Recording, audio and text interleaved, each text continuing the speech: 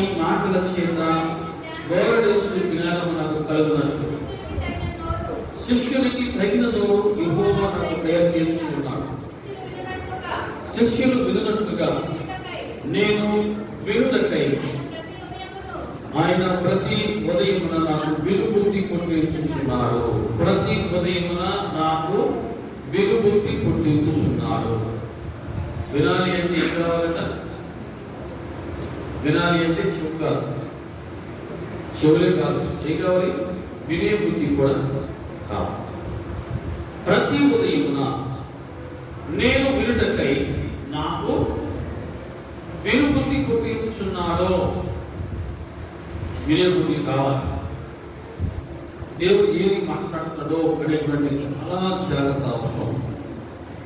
ఈరోజు నాతో ఏదో మాట్లాడతాడు, అది ఏదో మాట్లాడాలనే ఆశపడుతూ ఉంటాడు. మనకు మనస్సు పెట్టి వినాలి.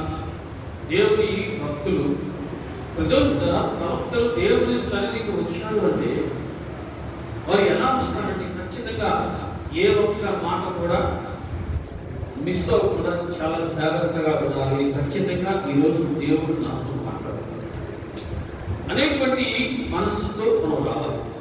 ఖచ్చితంగా ఆ రోజు దేవుడు మనతో మాట్లాడతాడు. మనం చూస్తున్నాం కదా, యెషయా 50వ అధ్యాయంలో శిష్యులు విననట్లుగా.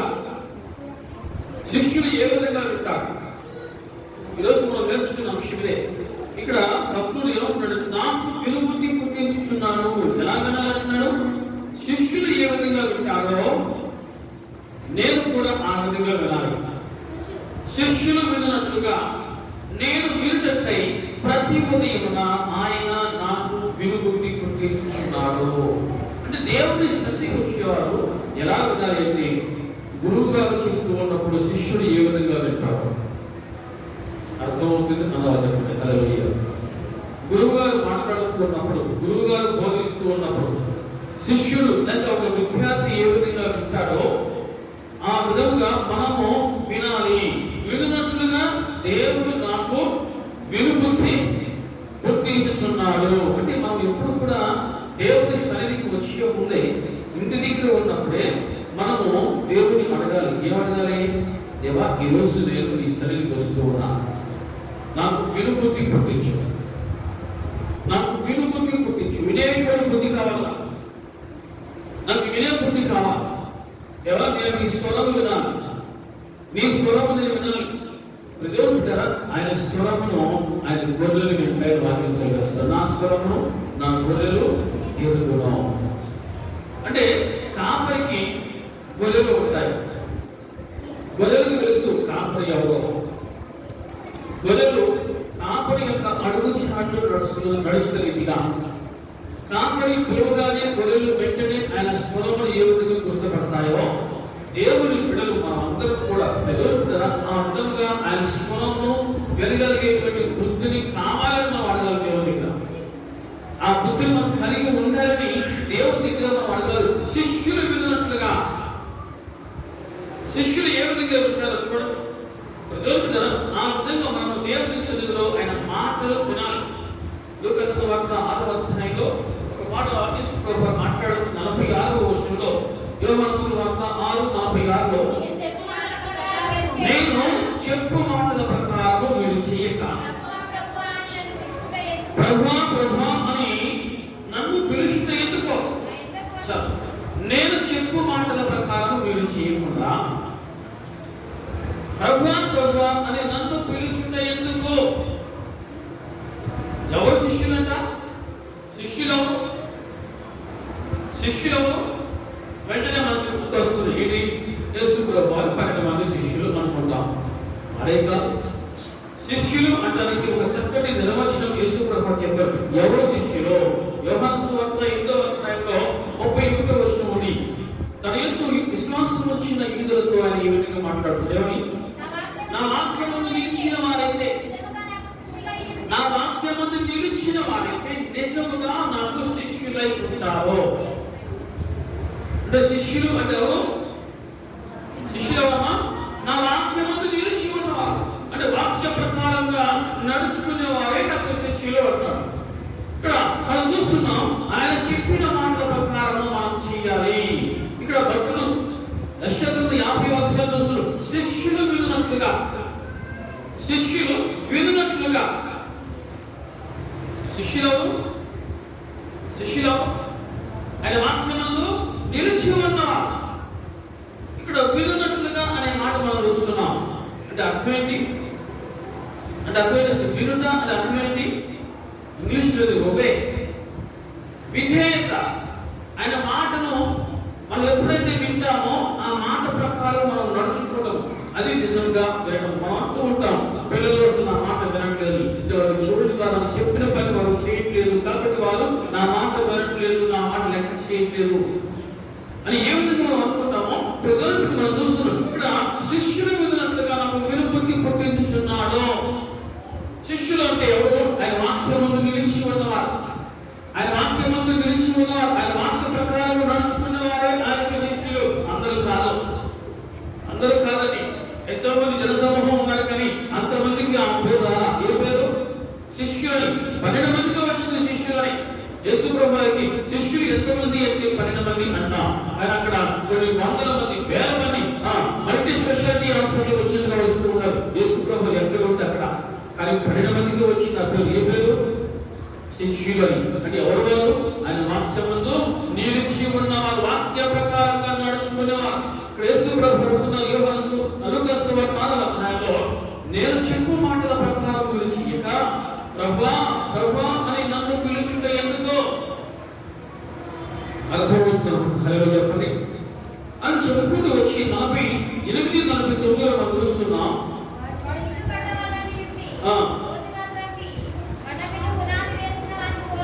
బండ మీద పునాది వేసిన వారిని పోలి ఉండును.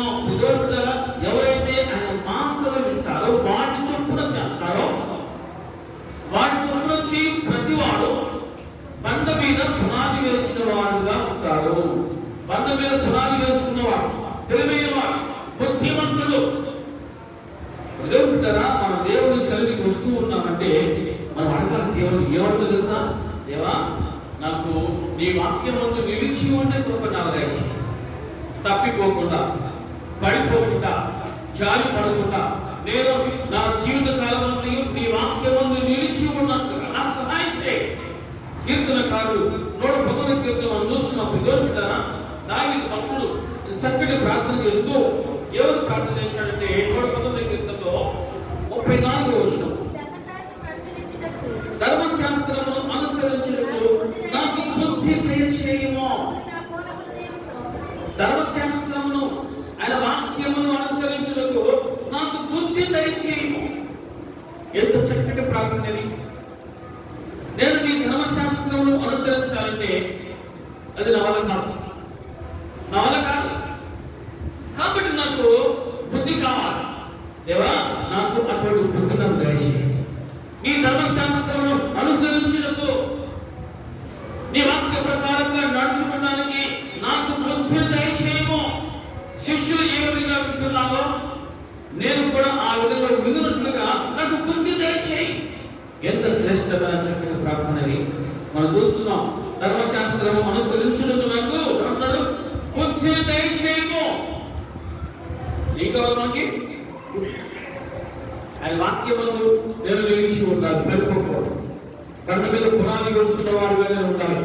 ఇసుక మీద పునాది వేసుకున్న వ్యక్తిగా కాకుండా నేను బండ మీద పునాది వేసుకోవాలి. క్రీస్తు అని బండ మీద నేను పునాది వేసుకోవాలి. ఈరోజు మీ ముందు ఉన్న ప్రశ్న ఒకటి. ఏమిటో ప్రశ్నది? ఎంతమంది బండ మీద పునాది వేసుకున్నారు?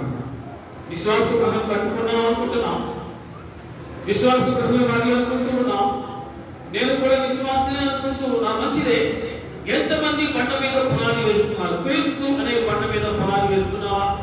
నిజంగా నువ్వు క్రీస్తు అనే బండ మీద పునాది వేసుకుంటే నువ్వు ఎప్పటికీ పడిపోవు. వాన వచ్చను, గాలి వచ్చి గాలి విసిరను, వరదలు వచ్చను, ఎవరి నా ఇంటిని పెట్టను కానీ ఆ ఇల్లు పడిపో. కారణం ఏంటి? బండ మీద ఉన్న పునాది. ఈరోజు నీ విశ్వాస గృహము బండ మీద పునాది వేసుకున్న విశ్వాస గృహంగా ఉందా? మత్తయి సువార్త 7వ అధ్యాయం యేసు ప్రభువు మాట్లాడుతూ చక్కటి మాట మాట్లాడుతూ మత్తయి సువార్త 7వ అధ్యాయంలో 21వ వచనం చూస్తున్నాం.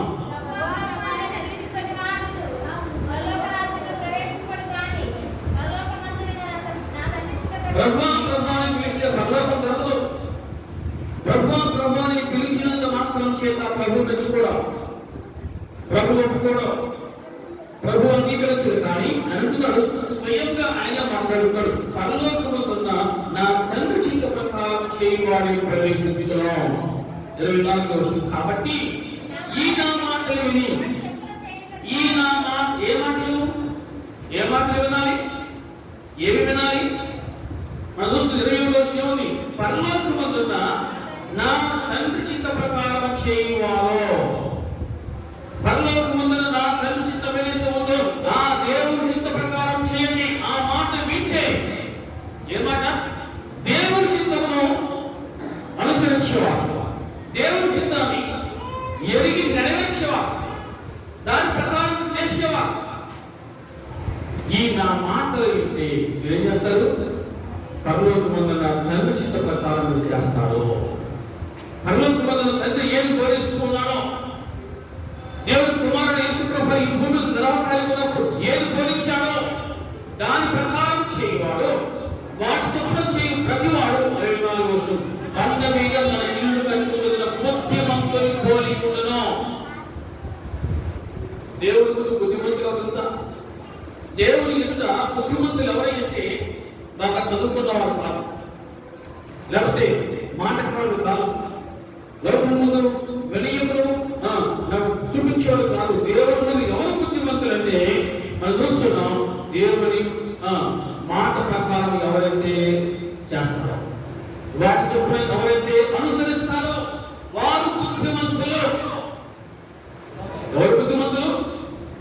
వాక్యము వినేవారే కాదు, వాక్య ప్రకారం నడుచుకోవాలి. నడుచుకునేవారు బుద్ధిమంతులు, నడుచుకునేవారు బుద్ధిమంతులు. అందుకనే మనం ప్రార్థన చేద్దామా, అటువంటి బుద్ధి నాకు దయచేయండి. ఏమిటి? నువ్వు ఏదైతే మాట్లాడుతున్నావో దాని ప్రకారం జీవించాలి, దాని ప్రకారం చేయాలి. అటువంటి బుద్ధిని నాకు దయచేయి. మనం చూస్తున్నప్పుడు 7వ అధ్యాయంలో 24వ వచనంలో, కాబట్టి ఈ నా మాటలు విని వాటి చొప్పున చేయి ప్రతివాడు బండ మీద తన ఇల్లు కట్టుకున్న బుద్ధిమంతుని పోలిండును. వానకురుసును, వరదలు వచ్చును, గాలి విసిరి ఆ ఇంటి మీద కొట్టెను గాని దాని పునాది బండ మీద వేయబడిన కనుక అది పడలేదు. అది పడదు, అది పడదు. గాలి విసిరినా, వాన వచ్చినా, లేకపోతే వరదలు వచ్చినా ఆ ఇల్లు కదలదు, ఆ ఇల్లు పడదు. కాదండి, ఆ ఇంటి పునాది క్రీస్తు అనే బండ మీద ఉంది. వారు బుద్ధిమంతులు, వారు పడిపోదు, తొట్టిల్లదు. అందుకే అనేక సందర్భాలు కొంతమంది భక్తులు ఎవరు ప్రార్థన చేస్తారు, నా పాదం తొట్టిల్లని ఉన్నాయ్యా, నా పాదమును తొట్టిల్లనీయకుము, నా పాదమును తొట్టిల్లనీయకుము. ఈరోజు ఎప్పుడైనా దేవుడి దగ్గర ఎవరు జరుగుతున్నావా? నాకు అటువంటి బుద్ధి నాకు కావాలి, పడిపోకుండా సహాయం చేయి. నేను పడిపోకూడదు. నేను శిష్యులు ఏ విధంగా ఉంటారో నేను కూడా ఆ విధంగా వినునట్లుగా అట్టి బుద్ధి నాకు ప్రసాదించుకో అని అడుగుతూ ఉన్నా. వినునట్లుగా నాకు బుద్ధి దయచేయి. నీ మాట ఏదైతే ఉందో ఆ మాట ప్రకారం నడుచుకున్నట్లుగా నాకు బుద్ధి దయచేయము.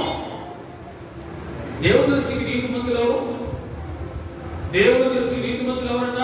వినువారు దేవుని దృష్టికి నీతిమంతులు కాదు. కానీ రోమపత్రిక 2వ అధ్యాయంలో రోమపత్రిక 2వ అధ్యాయంలో మనం చూస్తున్నాం 13వ వచనంలో, ధర్మశాస్త్రము వినువారు దేవుని దృష్టికి నీతిమంతులు కాదు, కానీ ధర్మశాస్త్రము అనుసరించి ప్రవర్తించు వారే నీతిమంతులుగా ఎంచబడుదురు. ఎంతమంది వినొచ్చు? ఇలా ఒక బహిరంగ సభ పెట్టినప్పుడు ఎంతమంది వస్తారు, ఎంతమంది గ్రౌండ్ ఫుల్ అయిపోయింది. ఏ వచ్చారో జనం అనుకోవచ్చు, ఏ వస్తున్నారు జనం అనుకోవచ్చు, గుప్పి అయిపోవచ్చు. కానీ అంతమంది జనాన్ని చూడట ఎవరికి వస్తుంట? విని ధర్మశాస్త్ర ప్రకారము అనుసరించి ప్రవర్తించు వారి కోసం దేవుడు చూస్తూ ఉన్నాడు. ధర్మశాస్త్రం వినువారు దేవుని దృష్టికి నీతిమంతులు కాదు, వినేవారు కావలసింది ధర్మశాస్త్ర ప్రకారం అనుసరించి ప్రవర్తించేవారు కావాలి. ఆయనకి కొన్ని వేల మంది రావచ్చు సభలకు, కొన్ని లక్షల మంది రావచ్చు సభలకు, జనం ఏ లక్షలు రాకపోవచ్చు, మంచిదే. కానీ వచ్చిన వారందరికీ ఏం కావాలి? వాక్య ప్రకారము నడుచుకునే బుద్ధి కావాలి. అలాగే చెప్పండి. ఏదైతే విన్నామో ఆ వాక్య ప్రకారం నడుచుకునే బుద్ధి కావాలి. ఆ వాక్యం అనుసరించే బుద్ధి కావాలి.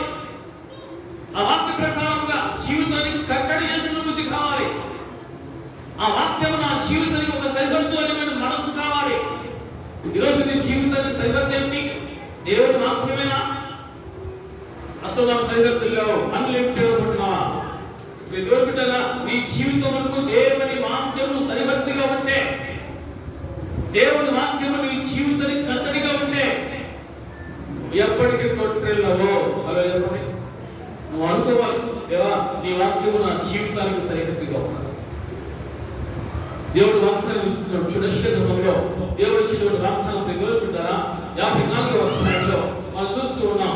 54వ అధ్యాయం 12వ వచనంలో, మాణిక్యములతో నీ కోట కొమ్ములను, సూర్యకాంతములతో నీ కొమ్ములను కట్టుదును, ప్రశస్తమైన రత్నములతో నీకు సరిహద్దులు ఏర్పరచుదును. నీ పిల్లలందరూ యెహోవా చేత ఉపదేశము నందుదురు. నీ పిల్లలకు అధిక విశ్రాంతి కలుగును. దేవుడు మాట్లాడుతున్న మాట, మాణిక్యములతో నీ కోట కొమ్ములను, సూర్యకాంతములతో నీ కొమ్ములను కట్టుదును. మాణిక్యములేంటి? సూర్యకాంతములేంటి? ప్రశస్తమైన రత్నములేంటి? మాణిక్యములేంటి? సూర్యకాంతములేంటి? ప్రశస్తమైన రత్నములేంటి? దేవుని ఆజ్ఞలు. చెప్పినవి దేవుని ఆజ్ఞలు. దేవుని ఆజ్ఞలు నీ జీవితానికి సరిహద్దుగా ఉంటే, ఒక కట్టడిగా నీ జీవితంగా ఉంటే నువ్వు ఎప్పటికీ జీవించబడుతూనే ఉంటావు. మనం చూస్తున్నాం, ప్రశస్తమైన రత్నములతో నీకు సరిహద్దులు ఏర్పరచుదును. ఆ సరిహద్దు లోపల నీకు ఉన్నంత కాలం నీకు క్షేమమే. ఆ సరిహద్దు దాటి నువ్వు అతిక్రమించి బయటికి వెళ్తే అప్పుడు నీకు ప్రమాదమైన వాక్యం హెచ్చరిస్తాం. దేవుడు మనల్ని ప్రేమించి హెచ్చరిస్తున్నాడు. ఆయన ఏర్పరిచిన ఆ సరిహద్దు లోపల మనం ఉండాలి. ఆయన ఏ సరిహద్దు ఏర్పరిచాడో ఆ సరిహద్దు లోపల మనం ఉండాలి. ఆ మాటకు మనం కట్టుబడి ఉండాలి. ఆ సరిహద్దు లోపల మనం ఉన్నప్పుడు వాక్యం సెలవిస్తా ఉంది, నీ పిల్లలకు అధిక విశ్రాంతి కలుగును. ప్రశస్తమైన రత్నములతో నీకు సరిహద్దులు ఏర్పరచును. నీ పిల్లలందరూ యెహోవా చేత ఉపదేశము నందుదురు. నీ పిల్లలకు అధిక విశ్రాంతి కలుగును. నీవు నీతిగా దానమై. ఎప్పుడైనా నీతి ఎప్పుడు కలుగుతుంది? దేవుని ఆజ్ఞలు అనే సరిహద్దులు లోపల ఉన్నప్పుడు. వినే బుద్ధి మనకు కావాలి. అయ్యా నేను నీ ఆజ్ఞలు అనేటువంటి ఆ సరిహద్దులు లోపలనే ఉండాలి. అవి సరిహద్దు రాలవి. దేవుని ఆజ్ఞలు సరిహద్దు రాళ్ళు. ఆ ఆజ్ఞ అతిక్రమమే పాపము. పాపం వల్ల ముఖ్యము మరణము. ఆ ఆజ్ఞ అతిక్రమించుకున్న ఆ సరిహద్దు లోపల ఉంటే నీకు, నీ బిడ్డలకు విశ్రాంతి, నీ కుటుంబంలో నీతి, నీ జీవితానికి నీతి కలుగుతుంది అని వాక్యము సెలవిస్తూ ఉంటుంది. బిడ్డలారా, శిష్యులు ఏ విధంగా వింటూ ఉన్నారో మనం కూడా ఆ విధంగా వింటే, ఆ విధంగా అనుసరిస్తే, ఆ విధంగా ప్రవర్తిస్తే మనము జీవితంలో స్థిరముగా వర్తిల్లుతూ ఉంటాం. దేవుని ఆజ్ఞలు మన జీవితానికి సరిహద్దు. అవి సరిహద్దులు ప్రశస్తమైన రత్నములు. ఆ సరిహద్దు లోపల మనం అంటే సింహం వలె తప్పు చేసిన వాడి భయపడతాడు. ఆజ్ఞను అతిక్రమించినప్పుడే నువ్వు తప్పు చేస్తావు. ఆజ్ఞ లోపల ఉన్నప్పుడు, సరిహద్దు లోపల ఉన్నప్పుడు నువ్వు ఎప్పటికీ తప్పు చేయలేవు. కారణం దేవుని భయం మనకు ఉంటుంది. దేవుడు ఉన్నాడు. ఆజ్ఞను అతిక్రమించినప్పుడు, ఆజ్ఞ అతిక్రమించి సరిహద్దు దాటినప్పుడే నీకు ప్రమాదము. అందుకే ఇక్కడ అశ్చాపక్తుడు అన్నాడు, అయ్యా శిష్యులు వినున్నట్లుగా నేను వినుటకై ప్రతి పొదిగి ఉన్న బుద్ధి పుట్టించమా ప్రార్థించాడు. దేవుడు ఆయన వినుబుద్ధి పుట్టిస్తూ ఉన్నాడు. చెప్పండి, వినుబుద్ధి కావాలి. నేను నీతిగా ఉండాలి అనుకునే నీ వల్ల కాదు. నేను యథార్థంగా ఉండాలి అనుకునే నీ వల్ల కాదు. నీ వల్ల కాదని నేను నీతిగా బతకాలి, యథార్థంగా బతకాలి, పరిశుద్ధంగా బతకాలి అనుకో.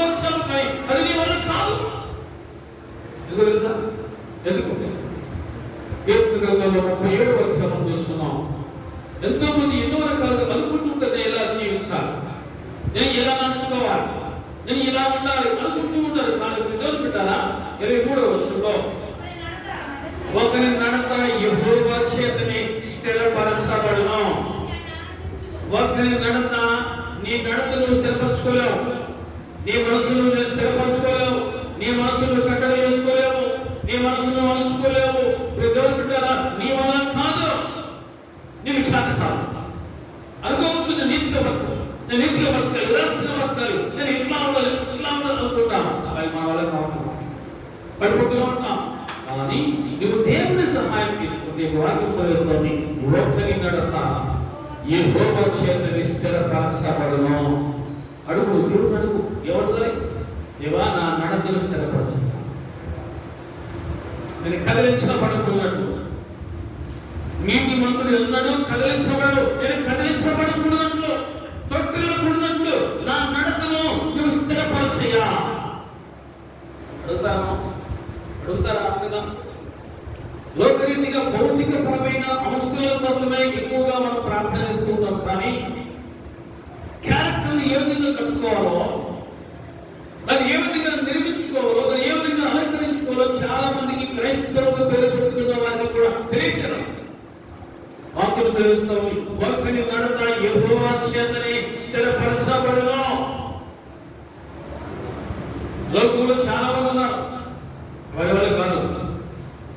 చాలా మంది ఉన్నారు, వారి వల్ల కాదు. ఎలాగా? నేను నీతిగా ఉండాలి అనుకుంటారు, కానీ వారి వల్ల కాదు. నేను ఇలా ఉండాలి అనుకుంటారు, కానీ వారి వల్ల కాదు. కానీ దేవుని సన్నిధికి వచ్చి అడుగుతున్న వారికి దేవుడు సహాయం చేస్తున్నారు. అయ్యా, ఒకప్పుడు నేను ఇట్లాంటి వాడిని, కానీ ఈ రోజు నా దేవుడు నా బ్రతుకును మార్చాడు, నా బ్రతుకును సరి చేశాడు, నాకు సద్బుద్ధులు దయచేశాడు, నాకు సత్ప్రవర్తన ఆయనే నాకు నేర్పించాడు అనే సాక్ష్యములు దేవుడి మందిరంలో మాత్రమే వినబడుతూ ఉన్నాయి. దేవుడు నామనికి మహిమ కలుగునుగాక. నీవే నాకు చాలును యేసు, నీవే నాకు చాలును యేసు, నీవే నాకు చాలును యేసు, నీవే నాకు చాలును యేసు, నీవే నాకు చాలును యేసు, నీవే నాకు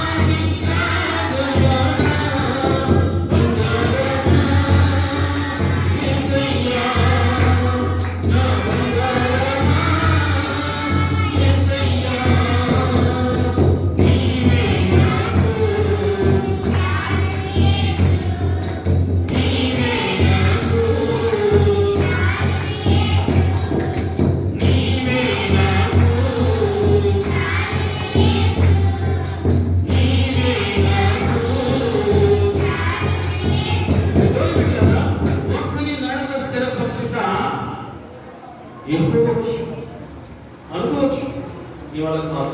లోకంలో చాలా మంది అలా అనుకుంటారు, మన వల్ల కాదు. కానీ దేవుని సన్నిధికి వచ్చిన తర్వాత మా బ్రతుకులు మారిపోయాయి, మా జీవితాలు మారిపోయాయి, మా నడత మారిపోయింది, మా ప్రవర్తన మారిపోయింది. నా దేవుడు నన్ను మార్చుకొని తన ఎదుట నిలబెట్టుకున్నాడు అనేటువంటి సాక్ష్యాలు కూడబడతా ఉన్నాయి. నక్సలు మారిపోతా ఉన్నారు, వ్యభిచారులు మారిపోతున్నారు, దొంగలు మారిపోతున్నారు. దొరుకుతా అపొస్తలుడైన పౌలుకి శ్రేష్టమైన జీవితం ఆయన ఇచ్చాడు. ఆ జీవితం పొందుకునే ముందు ఆయనకున్న పేరేంటి? నేను పూర్వమందు దూషకుడును, హింసకుడును, హానికరుడును.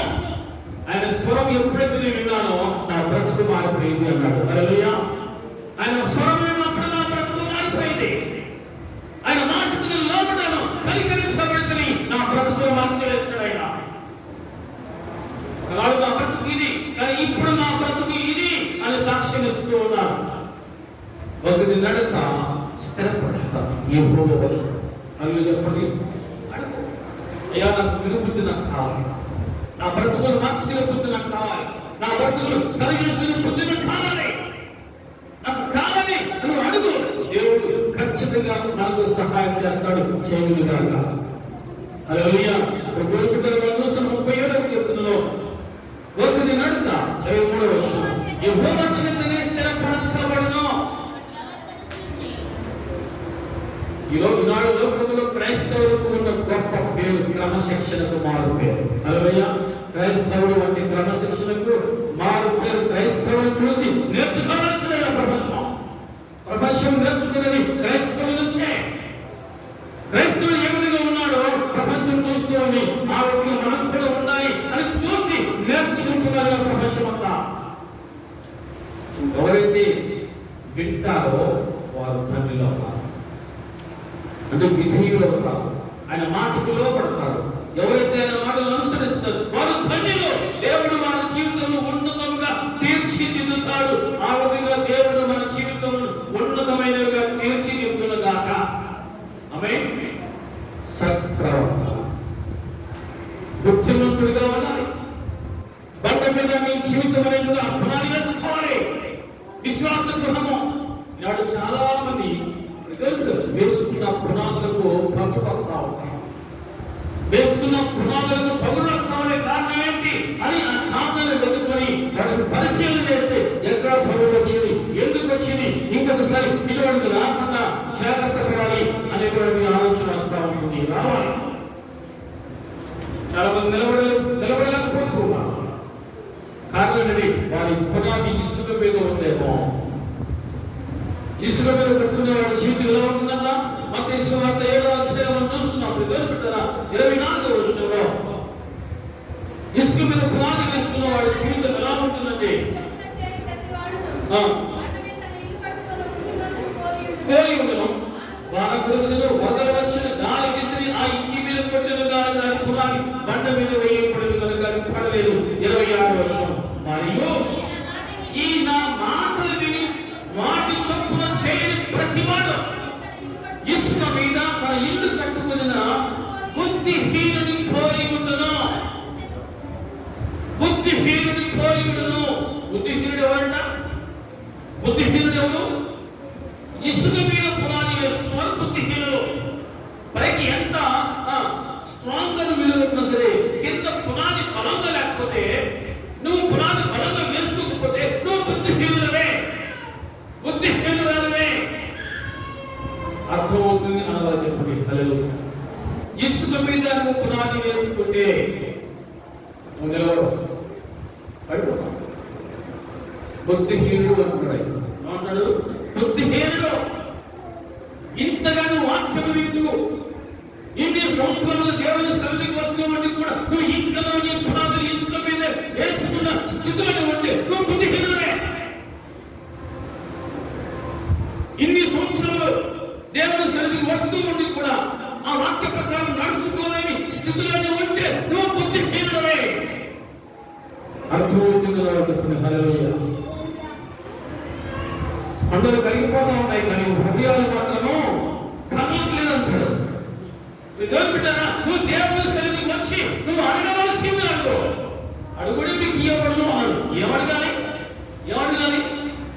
ఈ లోకంలో కావలసిన సుఖభోగాలు, అష్టైశ్వర్యములు, భోగభాగ్యములు, వీటిని అడుగుతూ ఉన్నారు. కానీ ఆధ్యాత్మిక జీవితంలో ఎక్కడ మనము తప్పిపోతున్నామో, లేదా అక్కడ నాకు సహాయం కావాలి, నేను తప్పిపోకుండా సహాయం చేయి, నేను పడిపోకుండా నాకు సహాయం చేయి అని అడిగేవాళ్ళు కావాలి. బుద్ధిహీనులు వాక్యము విని వాక్య ప్రకారము ప్రవర్తించిన వారు బుద్ధిహీనులు. వాక్యం వింటూ ఉన్నా కానీ దాని ప్రకారం ప్రవర్తించడం లేదు, జీవితాన్ని సరిచేసుకోవట్లేదు, వారు బుద్ధిహీనులు, వారు పడిపోతారు. దేవుడి వాక్యం సెలవిస్తూ ఉంది. 2:19 అధ్యాయంలో దేవుడు గల ప్రజల గురించి మాట్లాడుతూ 14వ వచనం చూడండి. 2:19 అధ్యాయం 14వ వచనంలో ఎవరంట?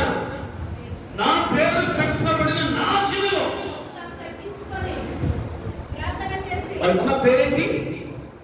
దేవుని ప్రజలు, దేవుని సొత్తు, దేవుని స్వాస్థ్యము, దేవుని యొక్క ఏర్పరచబడిన వంశము. పేరు మంచిదే. సామెత ఉండదు కదా, పేరు గొప్ప ఊరు గొప్ప. చాలా మంది జీవితాలు అలాగే ఉంటాయి.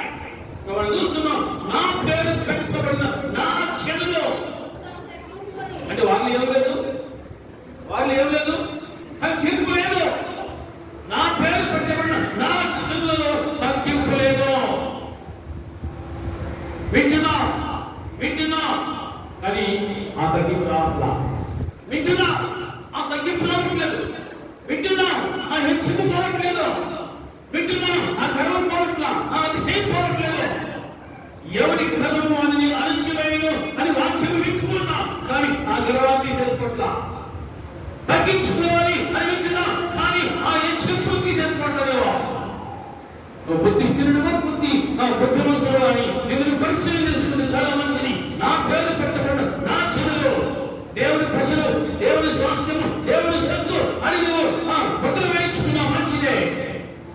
మరి దేవుని పెట్టిగా నీకు ఉండవలసిన క్వాలిటీ తగ్గింపు.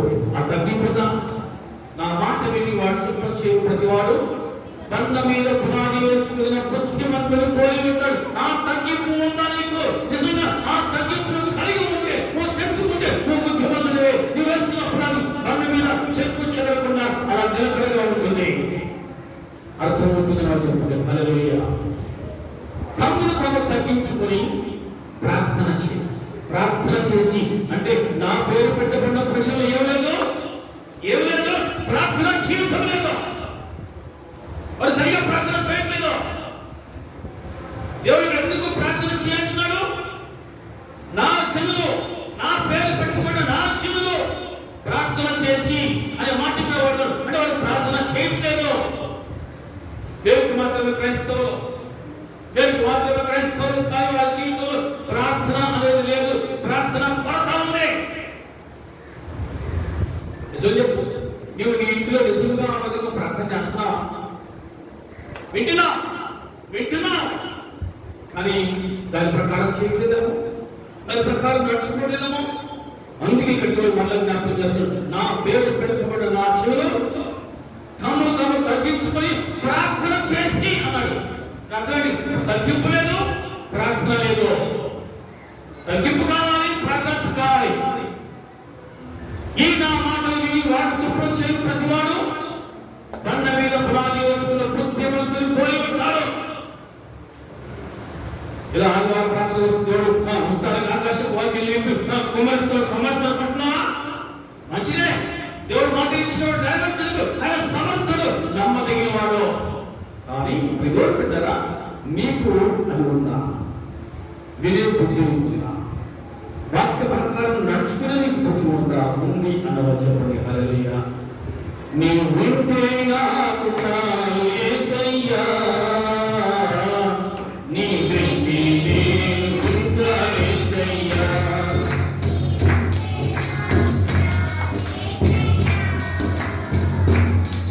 నీ వింటే నేను ఉంటాను యేసయ్యా, నీ మాట చాలయ్యా, నీ చూపు చాలయ్యా, నీ తోడు చాలయ్యా.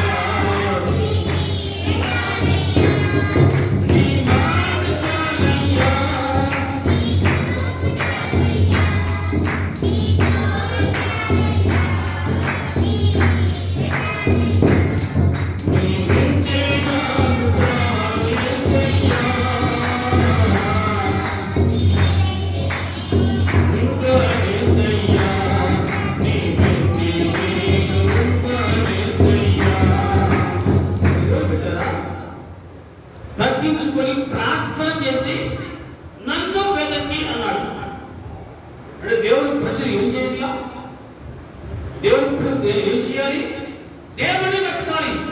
దేవుని వెతకడానికి బదులుగా విరోధి ఏదో వెతుకుతా ఉన్నాం. యేసుప్రభు చెప్పారు, ఒకడు లోకమంతా సంపాదించుకొని తన ప్రాణం పోగొట్టుకుంటే మనకి ఏంటి ప్రయోజనం? ఏదో సంపాదించుకోలేవు, లోకమున దేవుడా దేవుని సంపాదించుకోలేదు, దేవుని వెతుకుతూ ఉన్నాం. యేసుప్రభు చెప్పిన మత్తయి 7:7 వెతుకుడి మీకు దొరుకును. ఏ వెతకాలి? ఈ లోకంలో ఉన్న వాటి కోసం వెతుకుతూ పరుగులు ఇస్తూ ప్రాణం పోగొట్టుకుని చాలా మంది వస్తూ ఉన్నాం. వెతకాల్సింది ఏంటి? వెతకాల్సిన దానికి బదులుగా నువ్వు మరొకటి దేనినే వెతుకుతూ ఉన్నావేమో. ఏది వెతకాలో దాన్ని వెతకుండా, ఏది పొందుకోవాలో దానిని పొందుకోకుండా నిన్నది వ్యర్థమైన అంతయు పొందుకుంటున్నామేమో. వాక్యం హెచ్చరిస్తామని నన్ను వెతకండి అంటే దేవుడు ప్రజలు, నా ప్రజలు, నా పేరు పెట్టుకున్న నా ప్రజలు నన్ను వెతకట్లేదు అంటున్నాయి. నన్ను వెతకండి, తెలుగుతా నన్ను వెతకండి, మీరు నన్ను కనుగొంటారు. నన్ను వెతికినప్పుడు నన్ను నేను ప్రత్యక్షపరచుకుంటా. నన్ను వెతకండి, నన్ను వెతుకువాడు. సామెత గ్రంథం చూసినప్పుడు వెతుకుతారా? సామెత గ్రంథంలో 3వ అధ్యాయంలో, సామెతలు 3వ అధ్యాయం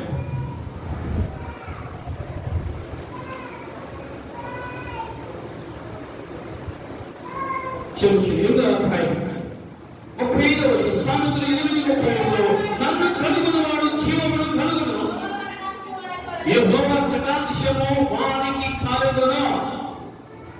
నన్ను కనుగొనవాడు, కనుగొనేది ఎప్పుడు? కనుగొనేది ఎప్పుడో? నువ్వు వెతికినప్పుడే.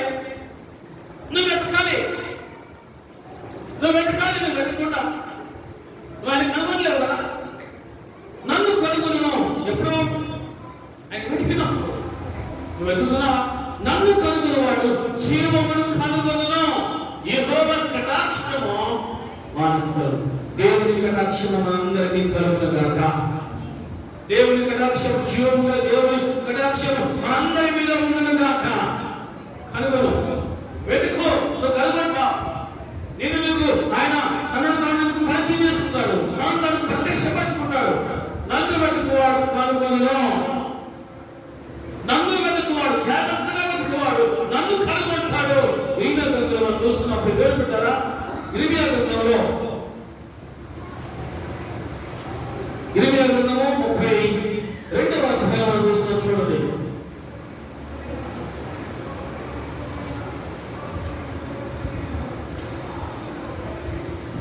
ఇరవై 13వ అధ్యాయం 13వ వచనం. ఇర్మియా గ్రంథము 29:13 33:3 నాకు మొరపెట్టుము, నేను నన్ను వెతికిన యెడల పూర్ణ మనసుతో నన్ను గూర్చి విచారణ చేయనడలా మీరు నన్ను కనుగొందురు, నన్ను నేను నీకు కనబరుచుకొందును అనవలసిన మాట. నన్ను మీరు వెతికిన యెడల షరతేంటి? నీవు నన్ను కనుగొనాలి అంటే, నన్ను నీకు కనపరుచుకోవాలంటే మీరు నన్ను వెతకండి, నన్ను వెతకాలి. నన్ను వెతుకున్న లోకాన్ని వెతికితే మీకు ఉపయోగం లేదు అంటాడు. లోకమంతా సంపాదించుకున్న ప్రాణం నీకేంటి ప్రయోజనం అంటాడు. 33:3 ఉంది. నన్ను కొంచెం మొరపెట్టుము, నేను నీకు ఉత్తరమిస్తా. ఆయన ఉత్తరమిచ్చా, నీకు వెతుకుతున్నానయ్యా, నేను నువ్వు నాకు కనపరుచుకో. కనుగొనవాడు జీవమును కనుగొనను, నన్ను కనుగొనవాడు జీవమును కనుగొను, యెహోవా కటాక్షము వానికి కలుగును. కలుగునప్పుడు జాగ్రత్తగా వెతకాలి. ఎలా వెతకాలి? జాగ్రత్తగా వెతకాలి. నన్ను వెతికిన యెడల పూర్ణ మనసుతో నన్ను గురించి విచారణ చేస్తే మీరు నన్ను కనుగొందురు. అసలు వ్యక్తి అనుభవం మనకి దేవుడికి గడిగా అనుభవం, ప్రార్థన చేసే అనుభవంగా, మోకాల అనుభవంగా, మనకి కన్నీటి ప్రార్థన అనుభవంగా, ఏకాంత ప్రార్థన అనుభవంగా మనకి ఈ అనుభవాలు ఏమీ లేకుండా ఆకాశపు వాక్యం కుమ్మరించబడాలి కదా, నింపబడాలి. ఇదే మన ఆశ, ఇదే 50 దినాల్లో మనకి. దేవుడు అంటున్నాడు, నా పేరు పెట్టబడి నా ప్రజలు, నా శిలులు తమను తాము తగ్గించుకొని ప్రార్థన చేసి నన్ను వెతకి తమ చెడు మార్గములు విడిచిన ఎడలానే. దేవుని ప్రజలు కూడా ఉంది, దేవుని ప్రజలుగా పేరు పెట్టబడిన వాళ్ళు కూడా ఉంది. దేవుడు ఏం చూస్తున్నాడు? చెడు తరము చూస్తున్నాడు వాళ్ళ. దేవుని ప్రజల హృదయాలు కూడా దేవునికి ఏం కనబడుతుంది? చెడు తరము కనబడతా ఉంది. నీ హృదయంలో దేవునికి కనబడాల్సింది చెడు తరము కాదు, జీవము కనబడాలి, దేవుని భక్తి కనబడాలి, దేవుని ప్రేమ కనబడాలి. నీ హృదయంలో దేవునికి కనబడాల్సింది చెడు తరము కాదు,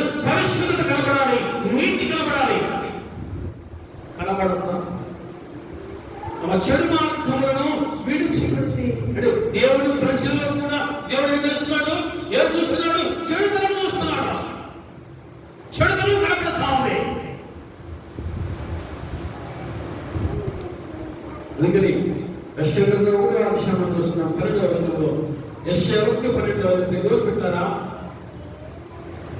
యెషయా 1:12 యెషయా గ్రంథము 1:12 నా సన్నిధిని కనబడాలని మీరు వచ్చుచున్నారే, నా ఆవరణం త్రొక్కుటకు. అసలు మా మమ్మల్ని పిలిచింది ఎవరా? దేవుడు ఏమంటున్నాడు? నా సన్నిధిని కనబడాలని మీరు వస్తున్నారు.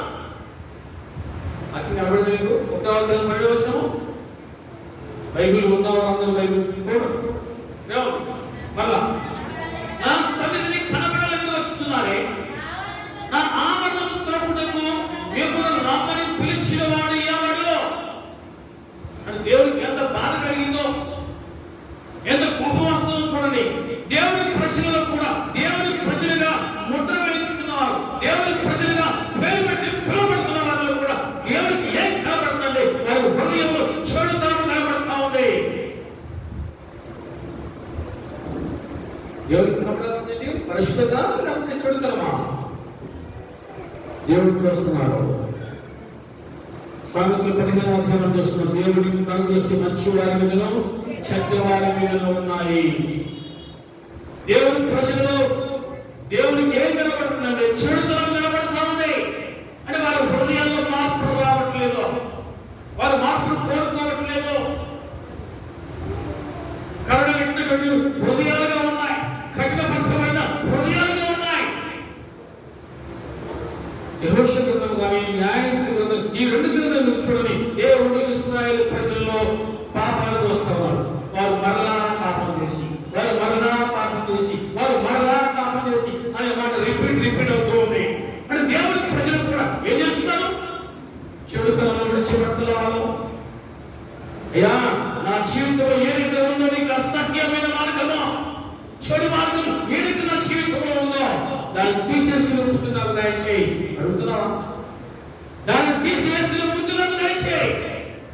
నీ మాటలు వింటూ ఉన్నా కానీ నా జీవితంలో మార్పు రావట్లా, నాకు సహాయం చేయి. అడుగులు దేవుడికి మోకాలేసాడు, కన్నీరు గడిచాడు. ఆత్మ సంబంధమైన పరలోక సంబంధం ప్రతి ఆశీర్వాదంలో నువ్వు పొందుకున్నట్లుగా నువ్వు అడుగు. మాట వాడిని మోసాడు. దేనికోసం కలుగుతున్నావు?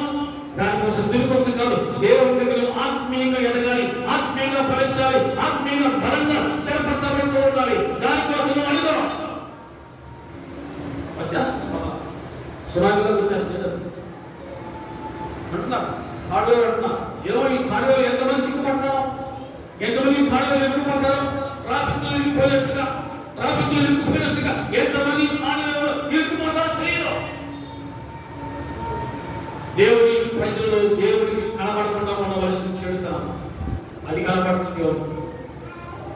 దేవుడికి చెడుతనం కనబడకుండా చూసుకోవాలి.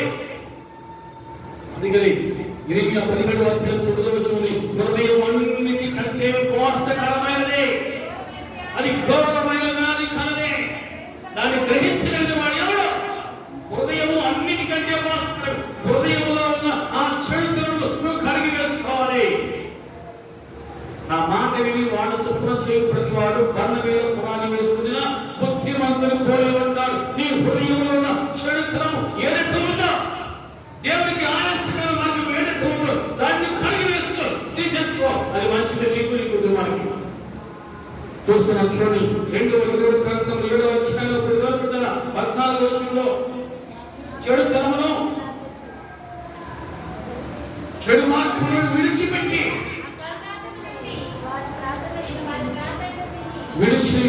ఆకాశం నేను వారి ప్రార్థన వింటాను. మొదలు చెప్పండి.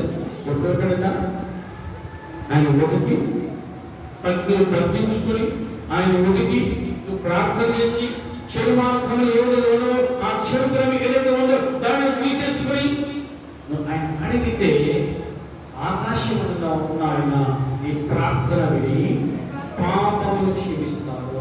అసలు ముందు అయ్యా నా పాపం నుంచి విడిపించు అని అన్నాడు కదా. సింహం రక్తానికి అలవాటు పడ్డట్టు యవనస్తుడు పాపానికి అలవాటు పడితే ఆ పాపం నుంచి బయటపడలేదు. అర్థమవుతున్నారు? సింహం రక్తానికి అలవాటు పడ్డట్టు యవనస్తుడు పాపానికి అలవాటు పడితే సింహం ఏ విధంగా రక్తాన్ని విడిచిపెట్టుకుంటూ ఉంటుందో యవనస్తుడు పాపం అలవాటు పడ్డాన్ని విడిచిపెట్టలేడు.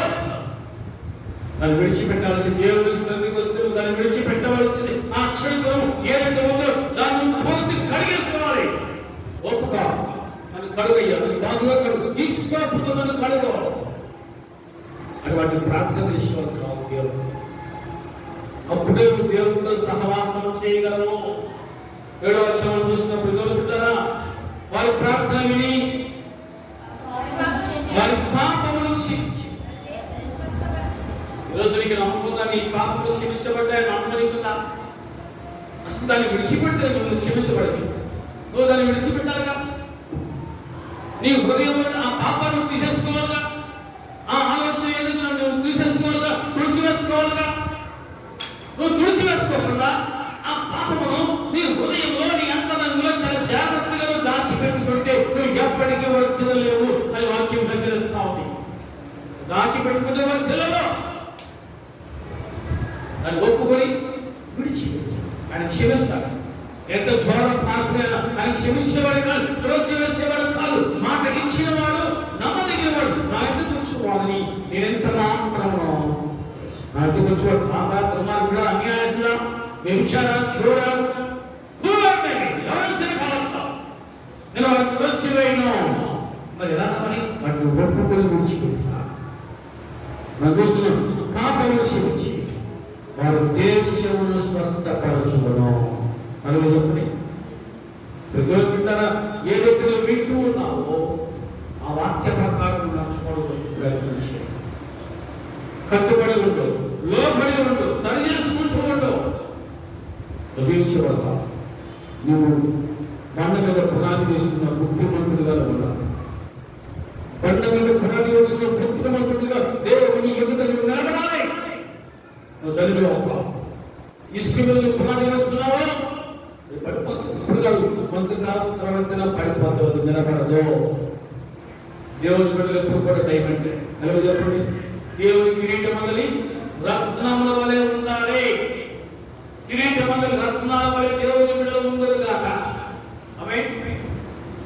ఏర్పరచబడిన వంశము, రాజులైన యాజక సమూహము, ఏర్పరచబడిన వంశం, దేవుని సొత్తైన ప్రజలుగా మీరు ఉందురు గాక.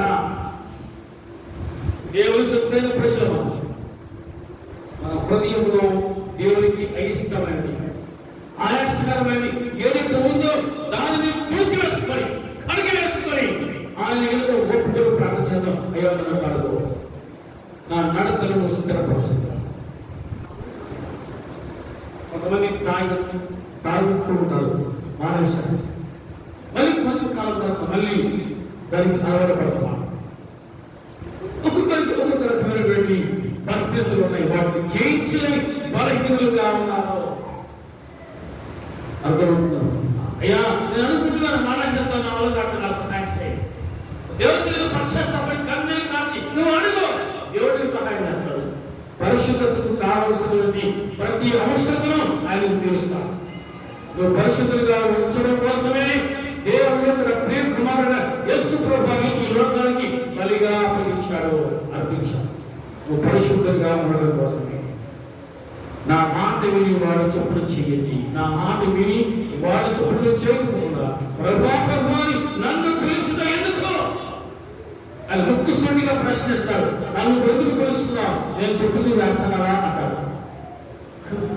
దూరంగా సహాయించి నా నడకలు స్థిరపరచు, నా ఆలోచన స్థిరపరచు. నా ఆలోచనలు ఒక్కొక్కసారి బాగా ఉండట్లేదు, నా ఆలోచనలు స్థిరపరచు. నీ వాక్యానుసారమైన ఆలోచనలు నా మనసులో పుట్టించయ్యా.